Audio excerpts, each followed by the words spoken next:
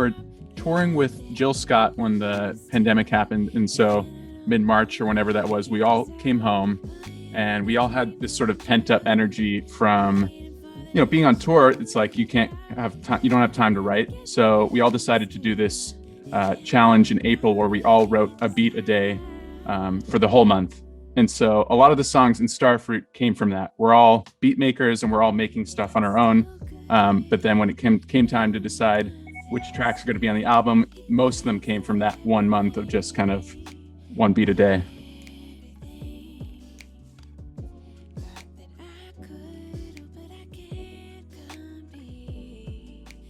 Yeah, I mean, we're excited to play shows again.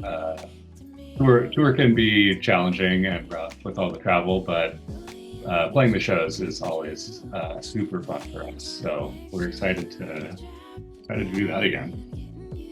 And this time too, we've like sort of taken the production up a level. We're gonna have some cool animations and stage design things, and we've got some great openers with us. And we're all going to be on a bus this time, which we've never been able to afford to do. So I think all those elements are going to kind of make it feel new, even though this is something we've been doing for 10 years.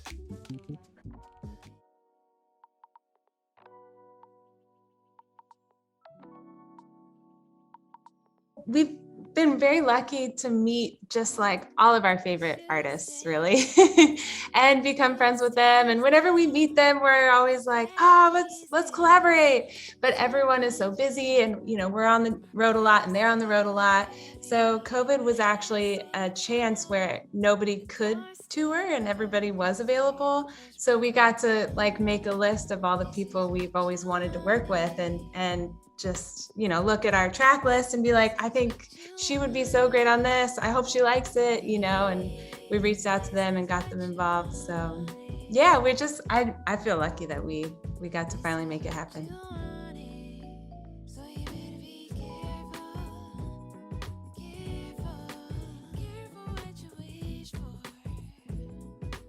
Oh my gosh. The wish list runs miles long, it's like Amber said, we've been so lucky to meet basically all of our heroes throughout this time. And so, when I think of other people we'd want to make a track with, it's just embarrassment of riches to sort through. I got you. I wish we could like take a fan poll or something. I feel like our fans, they know who the collabs need to be. More than we do, probably. Yeah, we posted some video that was like, guess who's on this track? And everybody was guessing all these names. And I was like, I want every single one of these people to collaborate. So I'm looking forward to doing a lot more of that in the future.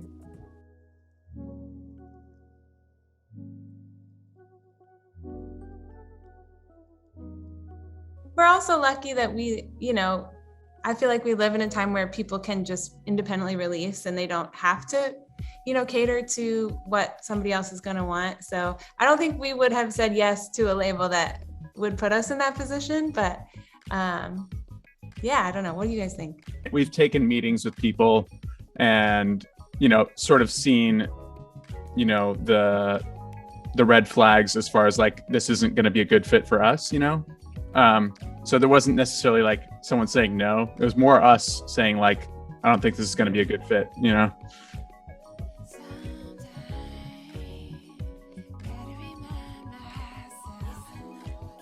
We all went to jazz school at USC, did jazz studies. We're all horn players, and we all met there and became good friends.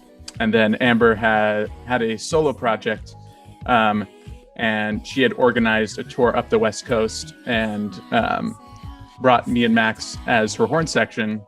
And we all piled into her car together and up the West Coast. It's like, you got to kill the time somehow. Back then, there weren't, 5 billion podcasts. So we just threw on some of our favorite music, which was the same. So, and that's really how like, the idea sort of seeded in our brains, like, oh, we should make something like this could be cool. And that's how Be Free was made. And then, the rest is history.